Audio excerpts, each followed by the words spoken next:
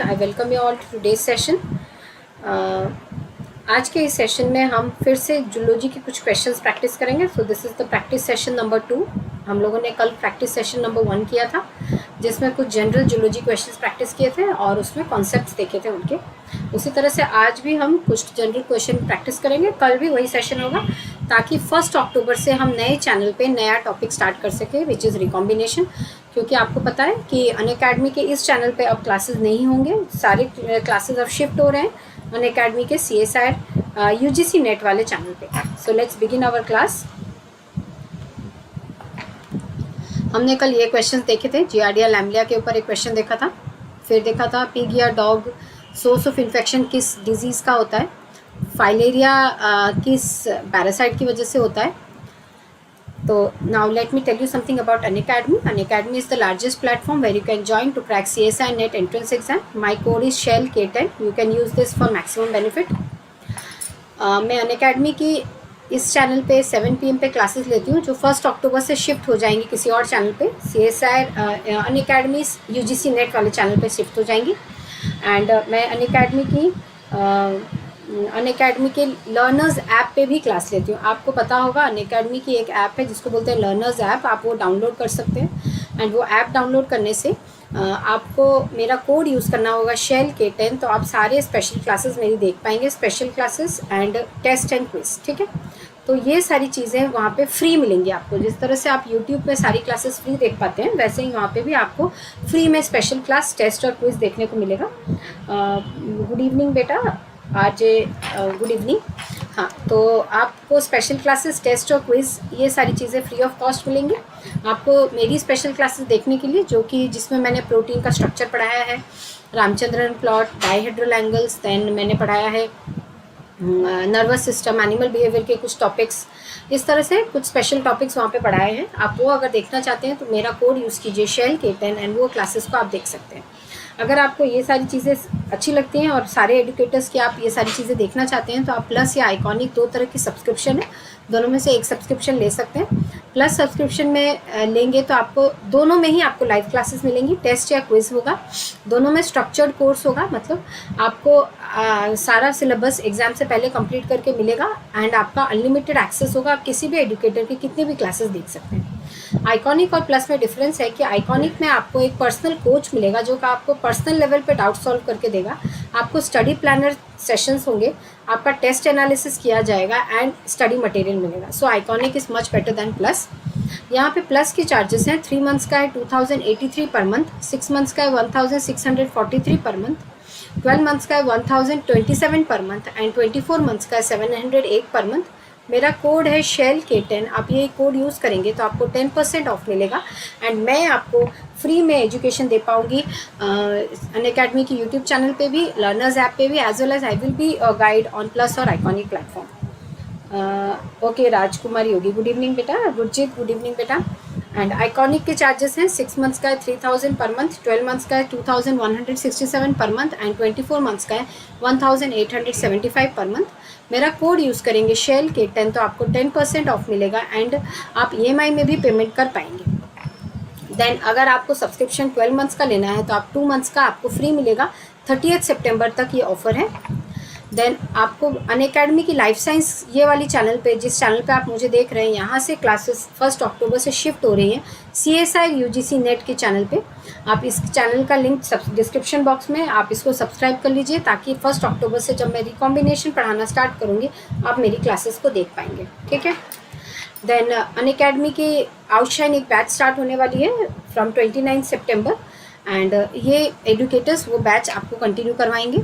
There is a special price offer, 6 months का देखिए 2726 save आप कर पाएंगे और प्राइस आपको पे करना होगा 8874 ही। 12 मंथ्स का आपको 11,000 पड़ेगा एंड 24 मंथ्स का 15,300 पड़ेगा। अगर मेरा कोड यूज़ करेंगे शेल K10 तो आपको सिर्फ 10% ऑफ नहीं, आपको 15% ऑफ मिलेगा। कब तक? तो 3 डेज़ और हैं, तो एक्स्ट्रा 10% ऑफ एक तो मिल ही रहा है एंड 15% एक्स्ट्रा आपको मिल जाएगा। सो ये जो एक्स्ट्रा ऑफर है ये 30 सितंबर तक है। ये वाला एक क्वेश्चन देखा था जिसमें definitive host, intermediate host, paratenic host and reservoir host की बात की थी हमने। देन हमने एंटामीबा हिस्टोलिटिका, इस केस में हमने देखा था हाइपोस्मोटिक शॉक की वजह से कैसे डेथ हो जाएगी। देन ट्यूब फिट क्या है, सिल्वर फिश क्या है देखा था, jelly fish, cuttle fish and star fish. Then हमने ऑर्गन ऑफ बोजानिस के बारे में पढ़ा। देन हमने ड्यूट्रोस्टोम्स एंड प्रोटेरोस्टोम्स के बारे में देखा। फिर हमने राइनोडर्मा डार्विनी, रियोबैट्राकस साइलस के बारे में देखा। फ्लाइट अडेप्टेशन इन बर्ड्स के बारे में देखा।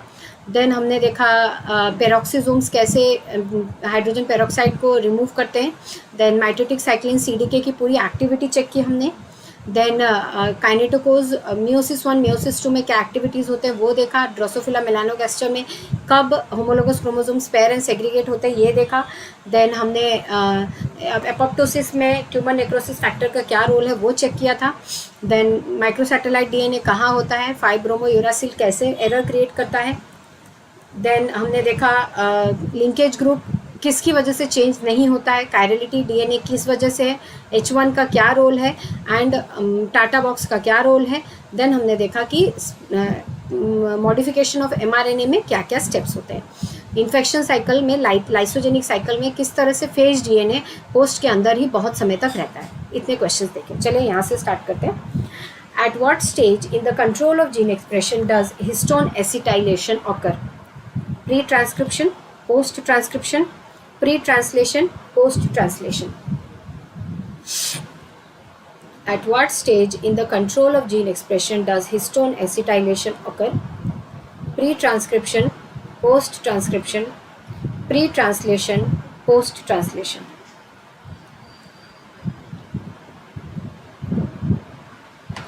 काफ़ी अच्छा क्वेश्चन है। इसमें आपको हिस्टोन एसिटाइलेशन, डी-एसिटाइलेशन, मिथाइलेशन इन सब के बारे में पता चल जाएगा। So if you attempt this question, you will get to know many things.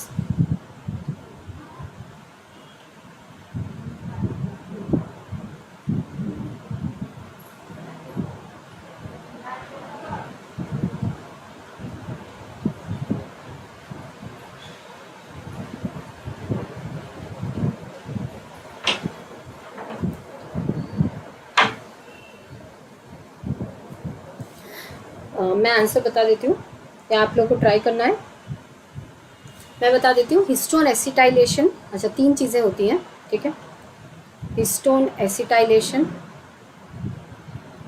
ठीक है, histone D acetylation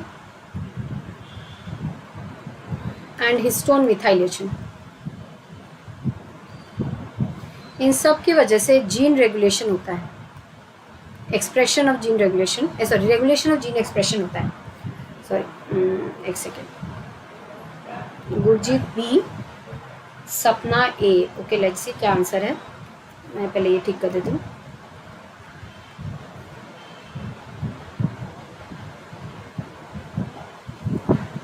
regulation of gene expression होता है, ठीक है। एंड ये सारे होते हैं लाइसिन जो अमीनो एसिड हिस्टोन मॉलिक्यूल्स में होते हैं, उनका लाइसिन रेसिड्यू का एंड टर्मिनल एंड में ये चीज़ें हो पाती हैं। एंड हिस्टोन ऑक्टामर आपको पता है, हिस्टोन ऑक्टामर 8 हिस्टोन मॉलिक्यूल्स जो होंगे उसके ऊपर डीएनए मॉलिक्यूल रैप होगा and it will form a nucleosome. इसमें खाली अब ये देखना है कि acetylation, D acetylation and methylation, ये तीनों में से किन स्टेप्स की वजह से जीन एक्सप्रेशन बंद हो जाता है, किन स्टेप्स की वजह से जीन एक्सप्रेशन ज़्यादा हो जाता है। मतलब जीन एक्सप्रेशन रेगुलेशन जो कर रहे हैं तो अप रेगुलेटेड किन की वजह से होता है, एसिटाइलेशन की वजह से, कि डी एसिटाइलेशन की वजह से, कि मिथाइलेशन की वजह से। डाउन रेगुलेशन मतलब उस जीन से ट्रांसक्रिप्शन का रेट ज़्यादा है होगा या कम होगा, क्योंकि जो जीन्स है, जो डीएनए है, वो किसके अंदर, किसके ऊपर रैप्ड है, हिस्टोन के ऊपर। अगर हम हिस्टोन के लेवल पे मॉडिफिकेशन कर दें, जिस तरह से हिस्टोन का जो इंटरेक्शन है डीएनए के साथ में वो ज़्यादा टाइट हो जाए या लूज हो जाए, अगर हिस्टोन का इंटरेक्शन डीएनए के साथ में ज़्यादा टाइट हो जाएगा तो it will form heterochromatin and this will lead to decreased gene expression, क्योंकि हेटेरोक्रोमैटिन में कन्वर्ट हो गया, वहाँ पे जीन ट्रांसक्रिप्शन नहीं होगा उस जीन का। वैसे ही यूक्रोमैटिन क्या होता है, यूक्रोमैटिन तब बनता है जब हिस्टोन एंड डीएनए के बीच में इंटरेक्शन कम हो जाता है, तो डीएनए जो होता है वो लूजली बाउंड हो जाता है हिस्टोन मॉलिक्यूल्स के आसपास में, एंड डीएनए थोड़ा फ्री रहता है, आसानी से ट्रांसक्रिप्शन हो सकता है। ठीक है, Rajkumar, yes B, the answer is बेटा ए, क्योंकि हिस्टोन एसिटाइलेशन से याद रखेंगे, मैं यहाँ पे कुछ पॉइंट्स लेके आई हूँ, आप अपनी कॉपी में लिख लीजिए। कंडेंसेशन मतलब कि हिस्टोन एंड डीएनए मॉलिक्यूल्स के बीच में जो इंटरेक्शन है वो और ज़्यादा स्ट्रॉन्ग हो जाता है, और ज़्यादा स्ट्रॉन्ग हो जाता है because of D acetylation and methylation.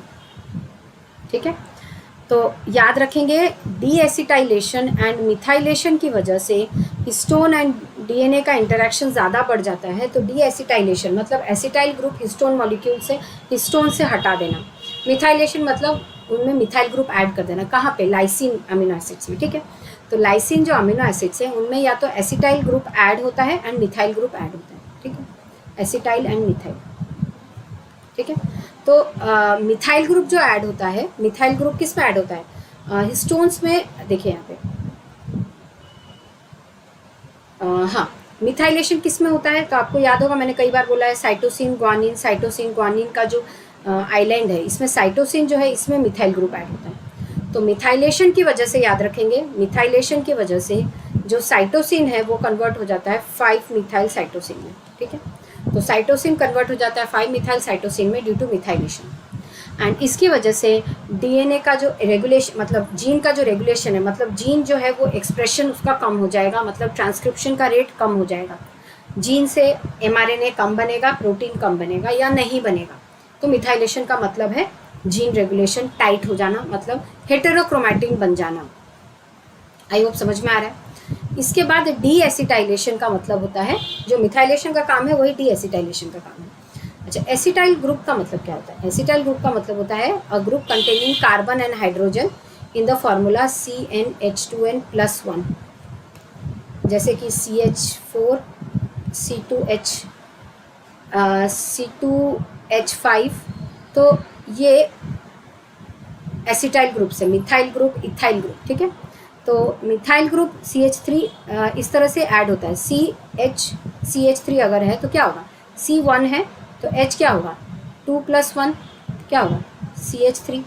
उसी तरह से C2H5। तो ये सारे एसिटाइल ग्रुप्स हैं। एसिटाइल ग्रुप मतलब खाली कार्बन और हाइड्रोजन होगा in the formula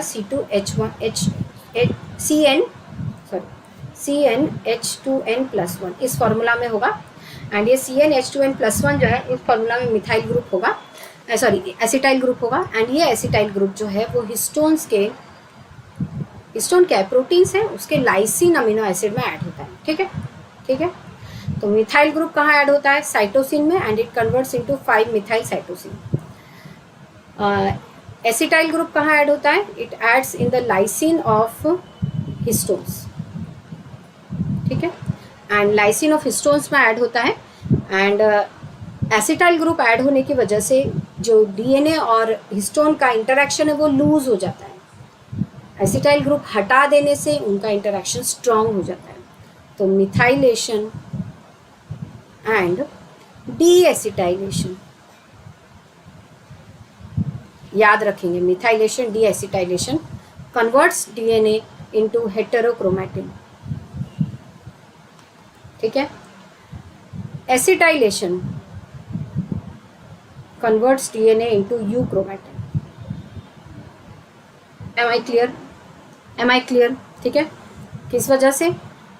histone acetylation जो यूक्रोमैटिन होता है that is due to histone acetyl transferase, और डी एसिटाइलेशन होता है due to histone D acetylase.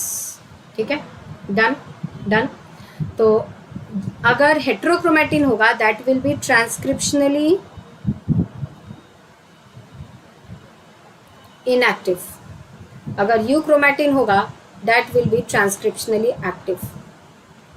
Euchromatin होगा ट्रांसक्रिप्शनली एक्टिव होगा, मतलब उस जीन से बहुत सारे एमआरएनए बनेंगे, बहुत सारा प्रोटीन बनेगा। ट्रांसक्रिप्शनली एक्टिव होगा मतलब उस जीन से कम एमआरएनए या 0 बनेगा एंड उससे प्रोटीन नहीं बनेगा। तो हुआ ना regulation of gene expression.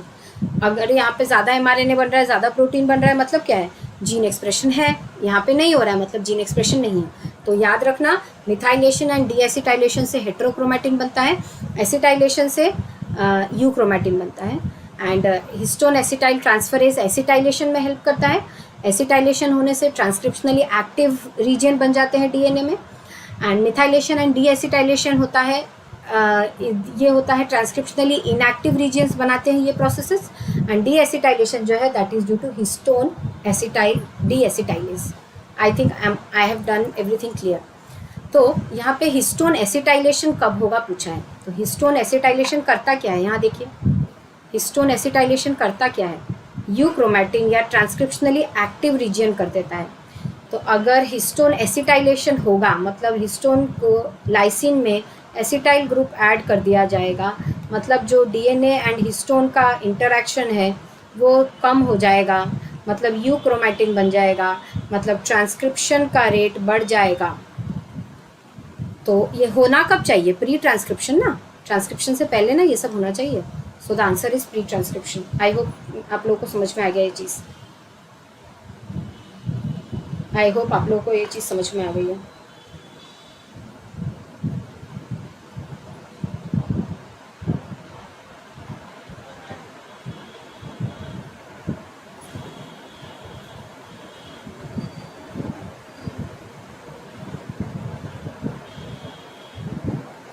Okay, let's proceed.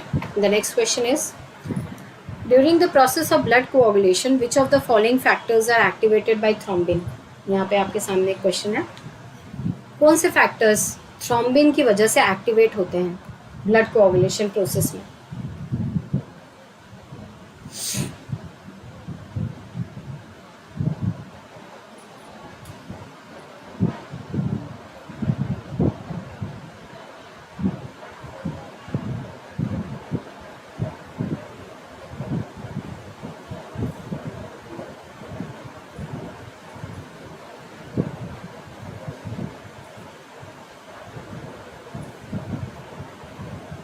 सपना सी,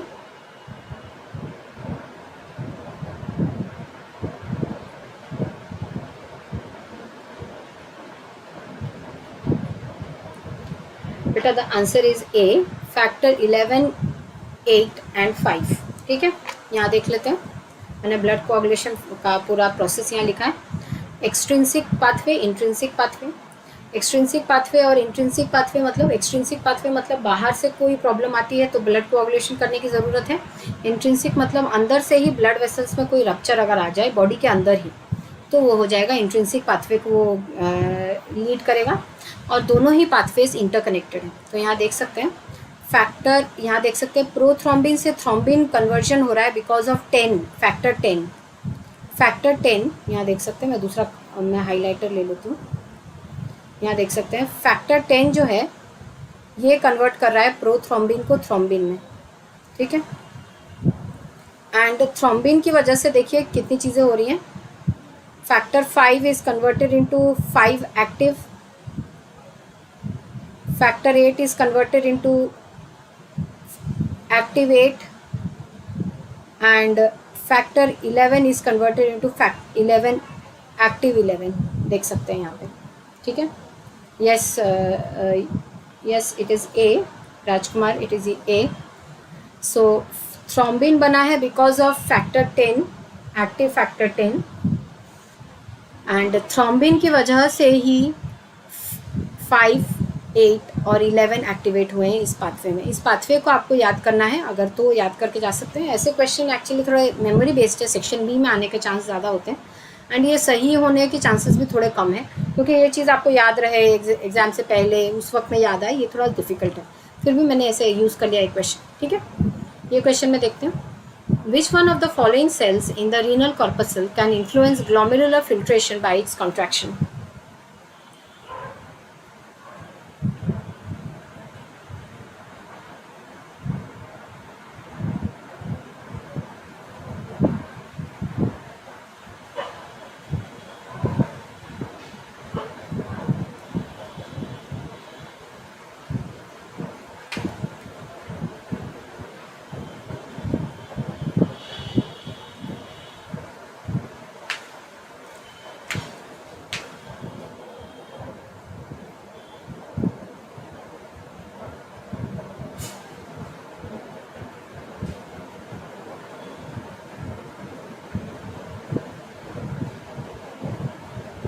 late me tell you the answer.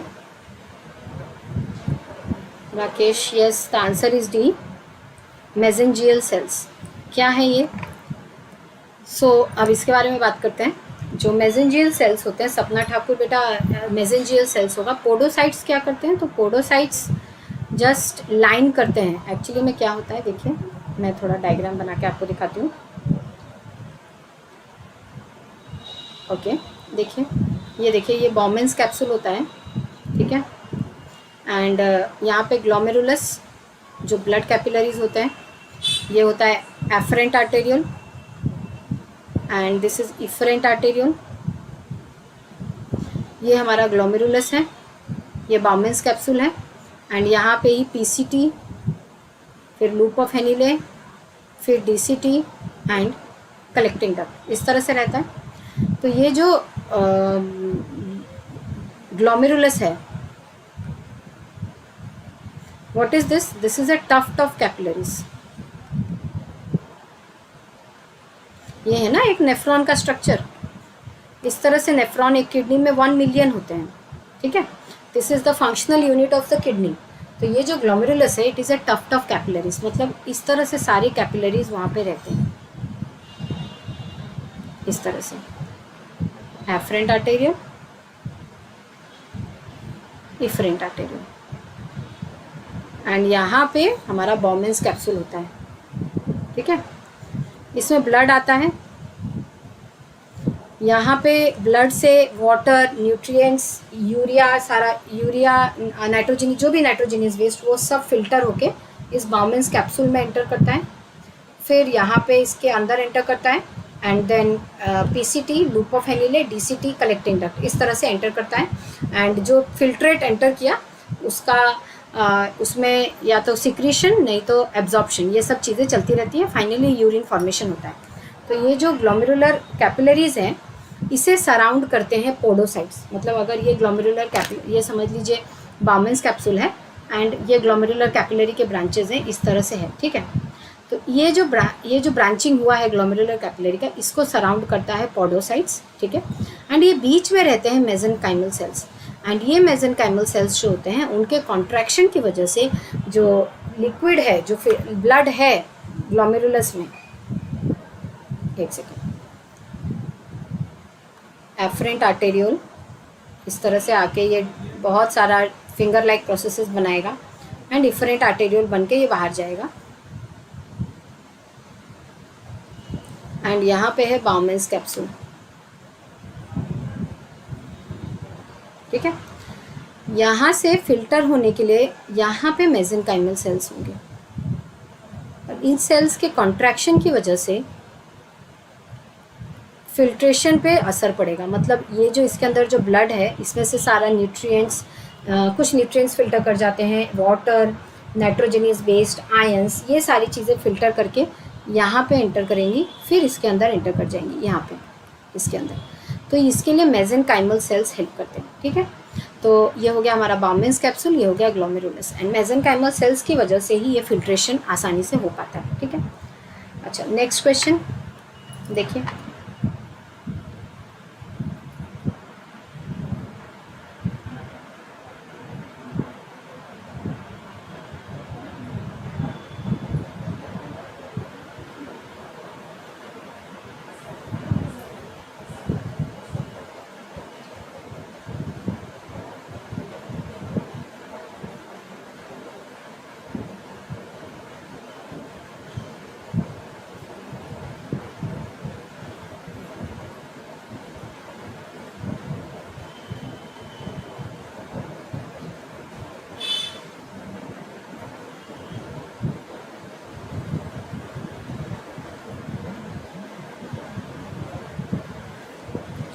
Actually में यहाँ पे देखिए, ये जो पोडोसाइट्स हैं, पोडोसाइट्स जो होते हैं, जैसे कि यहाँ पे समझ लीजिए ये ब्रांचेस है ग्लोमेरुलस के. पोडोसाइट जो होता है, लेट्स सपोज यहाँ पे प्रेजेंट होगा एक सेल, तो इसके बहुत सारे ब्रांचेज होंगे. अगर ये समझ लीजिए पोडोसाइट है, ये ब्रांचेज है इसके, और ये एक ग्लोमेरुलस का ब्रांच है, उसको इस तरह से वो घेरेगा. तो अगर ये ग्लोमेरुलस है,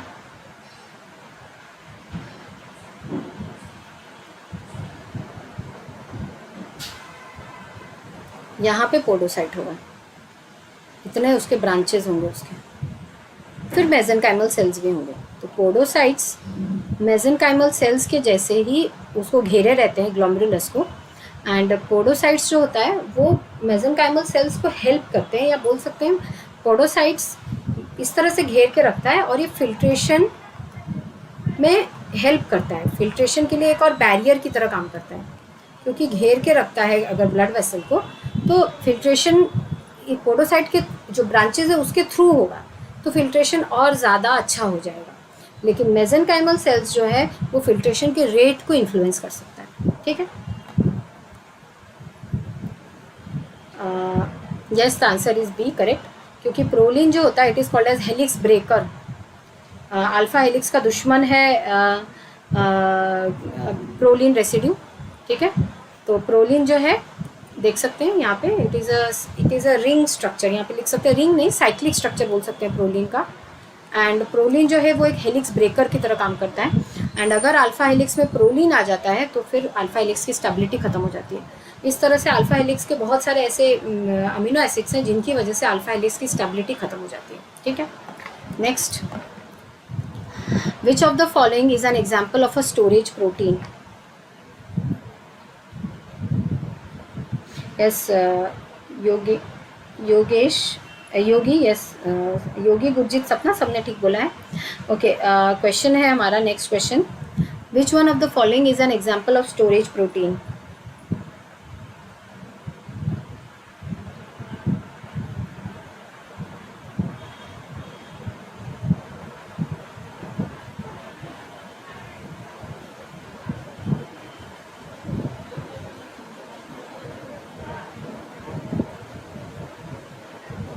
काफ़ी इजी क्वेश्चन है।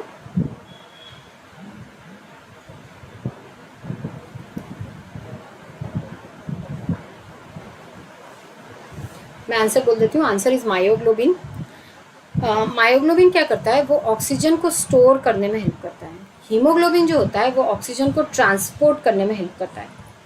तो मायोग्लोबिन जो होता है वो ऑक्सीजन को स्टोर करके रिलीज करता है जब ऑक्सीजन की कैपेसिटी रिक्वायरमेंट बढ़ जाती है इन अ स्केलेटल मसल। लेकिन जो हीमोग्लोबिन होता है वो ऑक्सीजन को ट्रांसपोर्ट करने में हेल्प करता है। तो मायोग्लोबिन का ऑक्सीजन के लिए जो एफिनिटी होता है that is very strong, whereas the affinity of oxygen for haemoglobin या affinity of haemoglobin for oxygen is very less. इसलिए हीमोग्लोबिन आसानी से ट्रांसपोर्ट हो पाता है, लेकिन मायोग्लोबिन ऑक्सीजन को स्टोर करके रखता है जब ज़रूरत पड़ती है।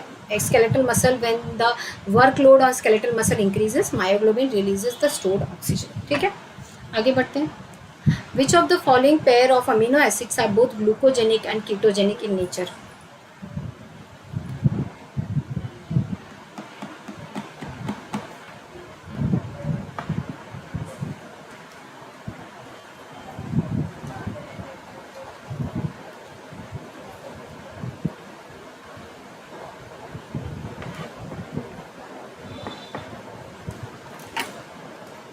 The answer is tyrosine and tryptophan. Let's see what are glucogenic and ketogenic amino acids. यहाँ पे देख सकते हैं amino acids can be classified as being ketogenic or glucogenic on the type of intermediates that are formed during their breakdown or catabolism. The answer is tyrosine and tryptophan. Okay, यहाँ पे list है, आप ये list का screenshot ले लेंगे। ठीक है, ओके, तो कीटोजेनिक एंड ग्लूकोजेनिक कौन से अमीनो एसिड्स होते हैं? जिन अमीनो एसिड्स को क्या होता है, ब्रेकडाउन होता है, एक पाथवे में अमीनो एसिड्स टूटते हैं एंड उनके कैटाबॉलिज्म या ब्रेकडाउन के दौरान वो इंटरमीडिएट्स बनाते हैं। जैसा इंटरमीडिएट बनाएंगे वैसा उनको कहा जाएगा। अगर वो बनाएंगे क्रेब्स पाइरुवेट या क्रेब्स साइकिल के कोई सा इंटरमीडिएट्स बनाएंगे तो उन्हें कहा जाएगा ग्लूकोजेनिक। लेकिन अगर वो बनाएंगे एसिटाइल कोएंजाइम ए और एसिटाइल कोएंजाइम ए तो उन्हें कहा जाएगा कीटोजेनिक। तो glucogenic amino acids they produce either pyruvate और one of the intermediates of the Krebs cycle. The catabolism of ketogenic amino acids produces acetyl coenzyme A और acetoacetyl coenzyme A. ठीक है, यहाँ पे लिस्ट है glucogenic, both glucogenic and ketogenic amino acids का। तो both glucogenic and ketogenic है tryptophan, tyrosine, isoleucine, फिनाइलएलानाइन, ketogenic है ल्यूसिन ल्यूसिन लाइसिन। इस तरह से याद कर लेंगे तो बाकी सारे तो ग्लूकोजेनिक ही होंगे। तो ग्लूकोजेनिक एंड कीटोजेनिक है ट्रिप्टोफैन, टायरोसिन, आइसोल्यूसिन, फिनाइलएलानाइन। ये आइसोल्यूसिन है तो ये ल्यूसिन है, ये लाइसिन है, तो याद रह जाएगा। तो TTIP, ठीक है, टायरोसिन, ट्रिप्टोफैन, यस बेटा 4 होते हैं, tyrosine, tryptophan, isoleucine, phenylalanine. Isoleucine है तो यहाँ पे leucine and lysine, ketogenic. Both glucogenic and ketogenic 4, glucogenic बाकी के सारे। ठीक है, आगे बढ़ते हैं। Next question, the first step in glycogen breakdown releases glucose units as. The first step in glycogen breakdown releases glucose units as।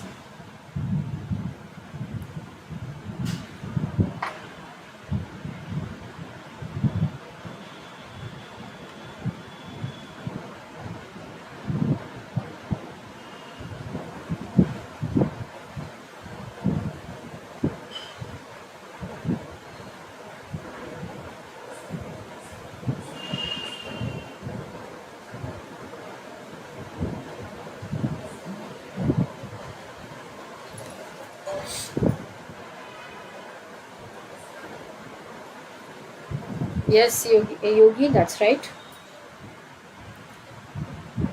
B, yes, the correct answer is B, glucose 1 phosphate। ये तो काफ़ी easy है क्योंकि glycogen breakdown मतलब glycogenolysis, and इसका 3 ही step होता है। जो फर्स्ट स्टेप है that is convert breakdown, that is release of glucose 1 phosphate from glycogen. तो ग्लाइकोजन से ग्लूकोज 1 फॉस्फेट रिलीज होता है फर्स्ट स्टेप में। ठीक है, 3 स्टेप्स हैं। ओके, आगे बढ़ते हैं। The energy rich fuel molecules produced in the citric acid cycle are. तो काफ़ी इजी क्वेश्चन है।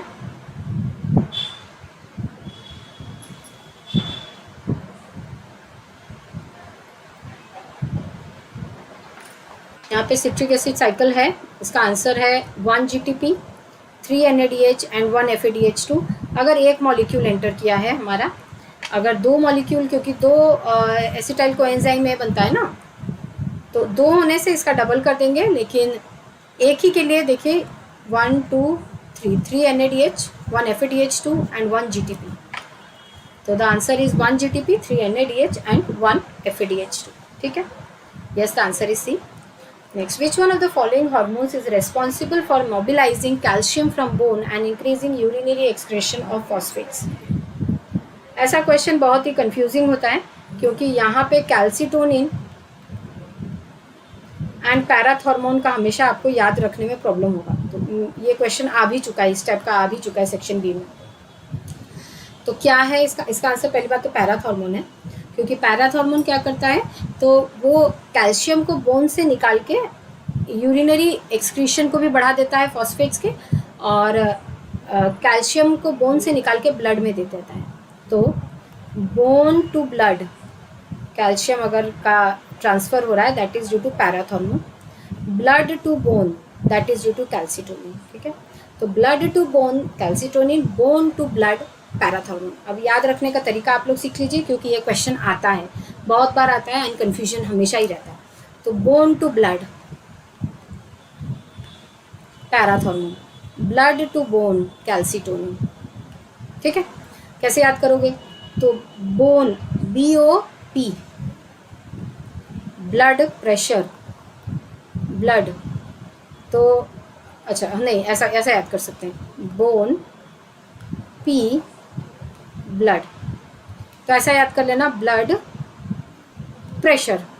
ठीक है, एरो इस तरफ बोन, तो ब्लड और प्रेशर, एरो इस तरफ ब्लड की तरफ, बोन, बोन से ब्लड कैल्शियम पैराथॉर्मोन, ब्लड से बोन कैल्सिटोनिन। ये तो एक दूसरा तो कैल्सिटोनिन होगा ही, ये तो आपको याद ही है। ठीक है, आगे बढ़ते हैं। Which one of the following is not a second messenger? First messenger क्या होता है? ज़्यादातर हार्मोन होता है हमारा, तो जो हार्मोन है वो फर्स्ट मैसेंजर है। सेकेंड मैसेंजर कौन सा होता है? साइक्लिक GMP, डाइएसाइलग्लिसरॉल, आइनोसिटाइल ट्रीफॉस्फेट, ये तीनों होता है। जो नहीं होता है दैट इज, बोलिए आप क्या हो सकता है answer?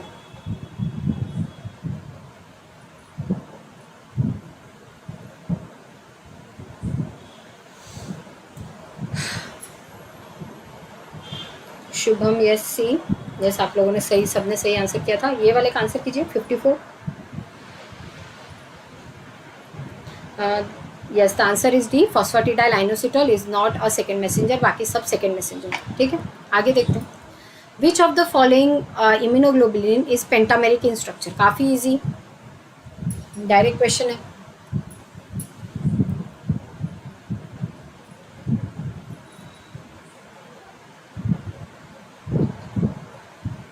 Yes, the answer is D, IgM. IgM is a pentameric antibody and ये जे चेन की वजह से फर्स्ट और लास्ट वाला जो होता है कनेक्टेड होता है, जिस तरह से 1 2 3 4 5, तो ये फर्स्ट है, ये फिफ्थ है, इन दोनों के बीच में जे चेन रहता है और ये कनेक्ट करता है सबको। ठीक है, यस, वेरी गुड। आगे बढ़ते हैं।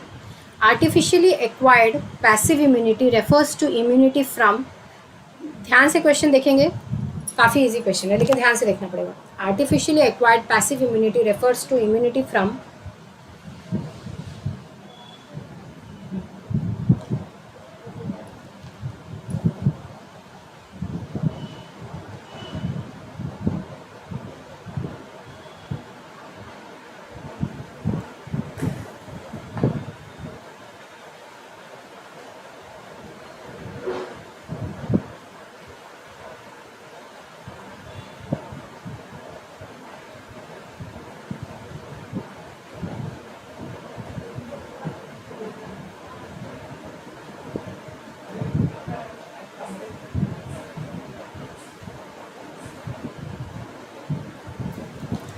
ओके, ध्यान से देखेंगे। आर्टिफिशियली एक्वायर्ड पैसिव इम्यूनिटी, सबसे पहली बात तो passive and active immunity. Passive immunity क्या होता है?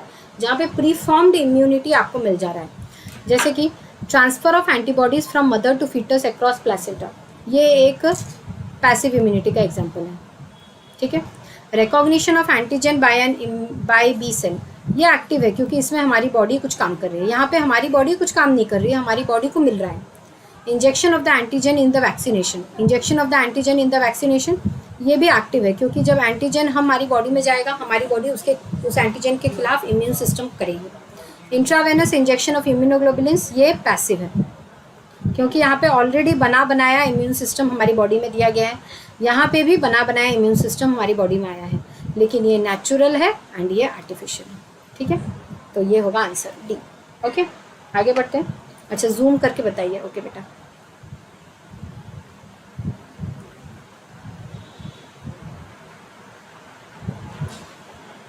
एक बार देख लो फिर मैं आगे बढ़ जाऊंगी क्योंकि मैंने एक्सप्लेन तो कर दिया है। वो मैंने देखा नहीं था सपना, कोई बात नहीं, मैंने देखा नहीं था, तो आप देख लीजिए फिर मैं आगे बढ़ जाऊंगी।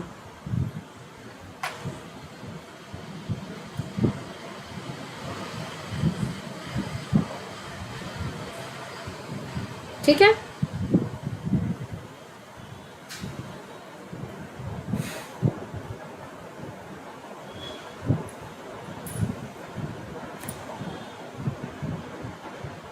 ठीक है, आगे बढ़ते हैं। ओके, मैं इसको कर देती हूँ।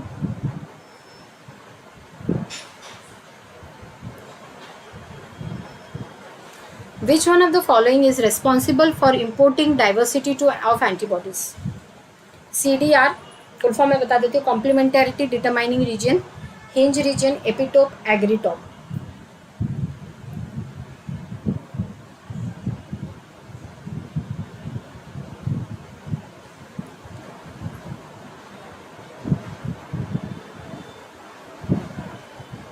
क्या लगता है आप लोग को आंसर हो सकता है?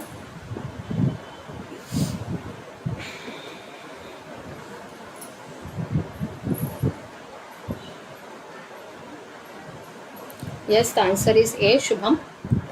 आंसर है ए, कॉम्प्लीमेंटारिटी डिटरमाइनिंग रीजन। यहाँ देख सकते हैं, ये वाले को देख सकते हैं। राकेश ए, गुरजीत ए, राइट। सपना बेटा ए होगा आंसर। ठीक है, ये देखिए, ये एक एंटीबॉडी मॉलिक्यूल हमारे सामने है, ये देखता है, यहाँ पे देख सकते हैं, ये वेरिएबल रीजन है, यहाँ पे दिस इज़ वेरिएबल रीजन, ये दोनों में ये अलग कलर जो है, this is variable region and ये वाला रीजन देखिए। अच्छा, पहले तो एक एंटीबॉडी का स्ट्रक्चर मैं पहले अपने हाथ से बना के दिखाती हूँ आप लोगों को। वाई शेप्ड मॉलिक्यूल होता है, इट इज़ अ ग्लाइकोप्रोटीन। ठीक है, तो यहाँ पे देख सकते हैं ये एक एंटीबॉडी का स्ट्रक्चर यहाँ पे दिखाया गया है। तो इसमें 4 चेन्स होते हैं, यहाँ देख सकते हैं। ये दोनों है हैवी चेन, ये दोनों है light chain on the basis of the molecular weight, ठीक है। एंड ये जो चेन्स हैं ये अमीनो एसिड से बने होते हैं। तो जो दोनों ही चेन में, ये हैवी चेन है, मैं इसको हैवी चेन लिख देती हूँ, हैवी चेन, ये लाइट चेन, लाइट चेन। तो लाइट चेन और हैवी चेन के टिप में यहाँ पे जो अमीनो एसिड्स का सीक्वेंस होता है वह हर एंटीबॉडी का अलग होता है। एक बी सेल से जितने भी एंटीबॉडी बनते हैं उन सब का ये सेम होगा अमीनो एसिड का सीक्वेंस, ये दोनों चेन में, दोनों ही चेन में। लेकिन हर बी सेल से जो एंटीबॉडी अलग अलग निकलता है, अलग अलग बी सेल से अलग अलग एंटीबॉडी निकलेगा। तो अलग अलग बी सेल से जो अलग अलग एंटीबॉडी निकलता है, ये बात ध्यान रखेंगे, एक बी सेल से एक ही टाइप का एंटीबॉडी निकलता है एंड हर बी सेल से अलग टाइप का एंटीबॉडी निकलता है। एंड ये भी याद रखेंगे कि एक पेरेंट बी सेल अगर है एंड ये इस पेरेंट बी सेल से जितने भी बी सेल बनेंगे वो सब का भी एंटीबॉडी सेम ही होगा, क्योंकि ये पेरेंट बी सेल है, इसका क्लोनल सिलेक्शन हुआ है। क्लोनल सिलेक्शन याद होगा आपको अगर, तो मैं बता दूं कि बी सेल्स का क्या होता है, बहुत सारा हमारी बॉडी में एक पूरा ग्रुप है। जब एंटीजन आता है तो एंटीजन जो है वो बी सेल के सरफेस पे जो एंटीबॉडी मॉलिक्यूल होता है, मेम्ब्रेन बाउंड एंटीबॉडी जिसको बोलते हैं, उसके साथ बाइंड करने की कोशिश करता है, जिसके साथ में उसका लॉक एंड की मैकेनिज्म के थ्रू हेल्प पूरा फिट हो जाता है बाइंडिंग, उस बी सेल को सिलेक्ट कर लिया जाता है और फिर वो माइटोटिकली डिवाइड करके अपना पूरा फौज बनाता है। वो पूरी फौज एक ही टाइप का एंटीबॉडी बनेगी, लेकिन हर बी सेल दूसरे बी सेल से अलग होगा एंड अलग एंटीबॉडी बनेगी। तो ये लेट सपोज एक ही पेरेंट सेल से, एक ही बी सेल से 1 लाख बी सेल्स बने हैं, वो सारे 1 लाख बी सेल एक जैसा काम करेंगे, लेकिन फिर पेरेंट अगर अलग होगा तो अलग एंटीबॉडी बनेगा, ठीक है। तो एक बी सेल कितने भी एंटीबॉडी बना सकता है और वो सारे एंटीबॉडी सेम होंगे। तो उन सब का ये जो हमने वाई शेप स्ट्रक्चर यहाँ पे बनाया है, 2 हैवी चेन 2 लाइट चेन, दोनों इन दोनों का ये रीजन को कहा जाता है वेरिएबल रीजन, क्योंकि इसमें एंटीबॉडी का जो सीक्वेंस है वो हर इसमें जो अमीनो एसिड्स का सीक्वेंस है वो अलग होता है हर एंटीबॉडी का, और आपको पता है हर बी सेल अलग टाइप का एंटीबॉडी बनाता है। तो इसकी वजह से ये डाइवर्सिटी देता है, मतलब बहुत सारे एंटीजन है इस दुनिया में, इतने सारे एंटीजन से हमारी बॉडी कैसे खुद को सेव करेगी, इस वजह से, क्योंकि जो एंटीबॉडी वो बनाएगा उसका जो टिप वाला रीजन है वो है complementarity determining reason. Complementarity determining reason मतलब एंटीजन बाइंडिंग साइट, वहीं पे एंटीजन बाइंड करेगा, कॉम्प्लीमेंट्री होगा, इसी वजह से एंटीजन वहाँ बाइंड कर पाएगा। जो कॉम्प्लीमेंट्री नहीं होगा उस रीजन से, वो एंटीजन वहाँ बाइंड नहीं कर पाएगा, ठीक है। तो उसको बोलते हैं वेरिएबल रीजन, ठीक है। आगे बढ़ते हैं, CDR उसको बोलते हैं। एंड हिंज रीजन जो होता है वो एंटीबॉडी के ही पार्ट्स को जोड़ता है। एपिटोप क्या होता है, तो एपिटोप हो गया हमारा एंटीजन का वो मॉलिक्यूल या वो सरफेस जो कि एंटीबॉडी से इंटरैक्ट करेगा, एंटीजन का सरफेस को बोलते हैं एपिटोप। एग्रीटोप क्या है देख सकते हो, agretope is the part of the processed antigen that binds to the MHC complex, ठीक है। तो एग्रीटोप का मतलब है the part of the processed antigen that binds to the MHC complex. Epitope हो गया एंटीजन का सरफेस जो कि एंटीबॉडी से बाइंड करेगा। पैराटोप हो गया एंटीबॉडी का वो पर्टिकुलर सरफेस जो कि एंटीजन से बाइंड करेगा, मतलब एंटीजन के एपिटोप से बाइंड करेगा। CDR हो गया complementarity determining reason. I hope आप लोगों को ये चीज़ें समझ में आ गई हैं। तो कॉम्प्लीमेंटारिटी डिटरमाइनिंग रीजन की वजह से ही इतने सारे एंटीबॉडी हैं और इतने सारे एंटीबॉडी अलग अलग एंटीजन से बाइंड कर पाते हैं। एपिटोप हो गया हमारा एंटीजन का वो सरफेस, वो एटम या वो चीज़ जो कि एंटीबॉडी से बाइंड करेगा। पैराटोप हो गया एंटीबॉडी का वो सरफेस जो कि एंटीजन के एपिटोप से बाइंड करेगा। और एग्रीटोप हो गया the part of a processed antigen that binds to the MHC molecule, ठीक है। आगे बढ़ते हैं। Which of the following is not the commonly used adjuvant present in a vaccine?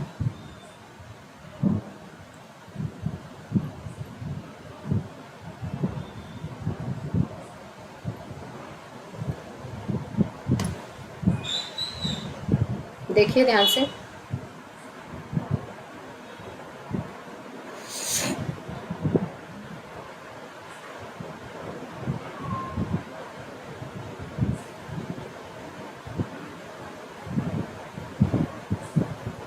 यहाँ पे मैं पहले आपको बता दूँ एक हैप्टेन और एडजुवेंट का डिफरेंस, ताकि आपको इजी लगे इस चीज़ को आंसर करने में।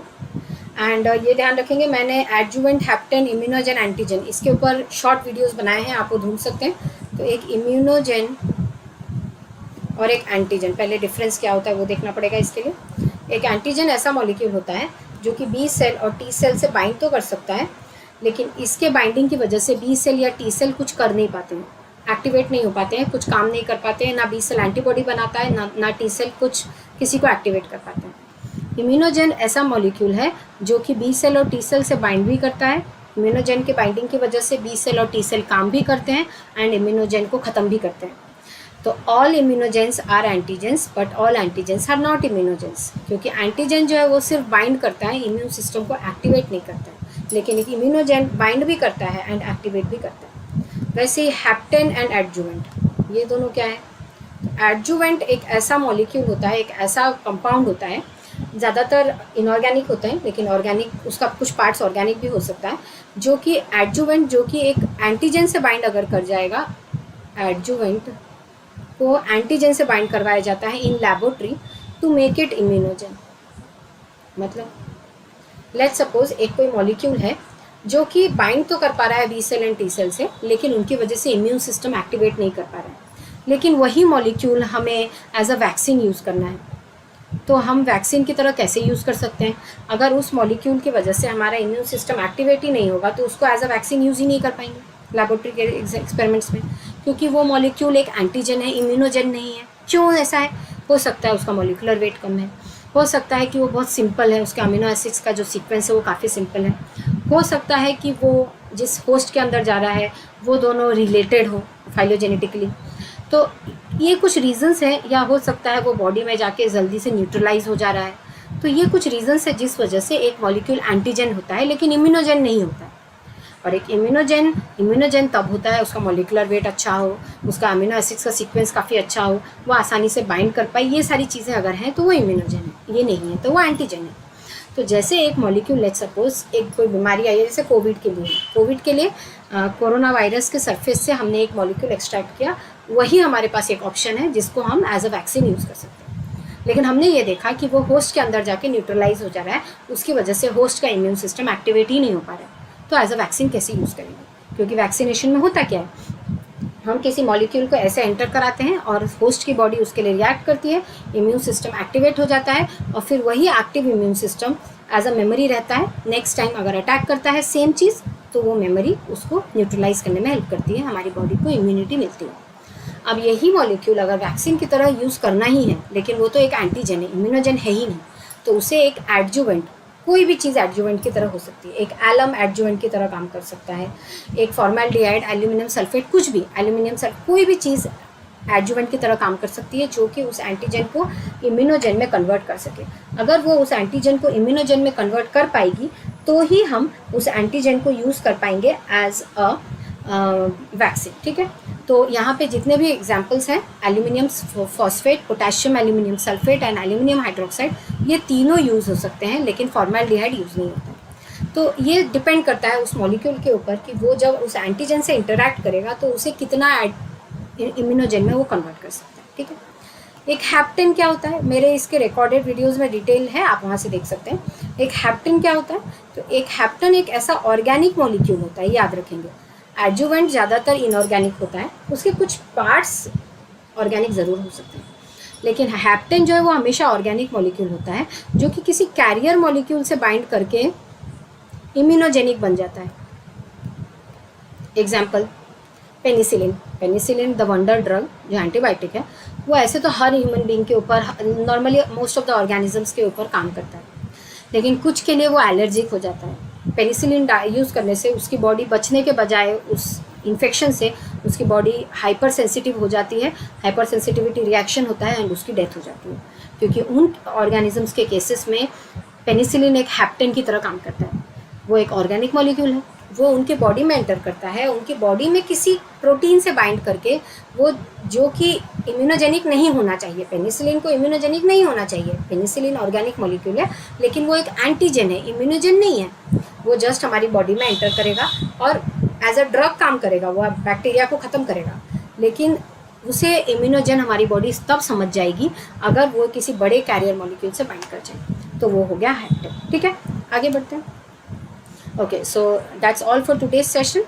नेक्स्ट क्लास में हम कल थर्ड सेशन है, कल बाकी के क्वेश्चंस ऑल सॉल्व करेंगे and I will teach you the concepts regarding that. 1 October से UGC CSI नेट वाली चैनल पे हमारी क्लासेस होगी।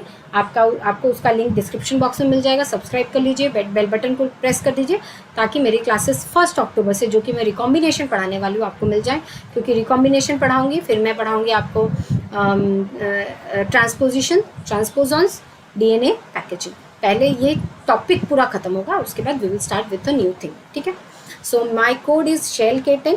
आप शेल K10 कोड यूज़ करने से अनअकैडमी की लर्नर्स ऐप पे जो फ्री प्रोडक्ट्स हैं, जिसे कहते हैं स्पेशल क्लास, वो सब देख सकते हैं। एंड शेल K10 यूज़ करने से ही आप 10% ऑफ पा सकते हैं जब भी सब्सक्रिप्शन लेंगे।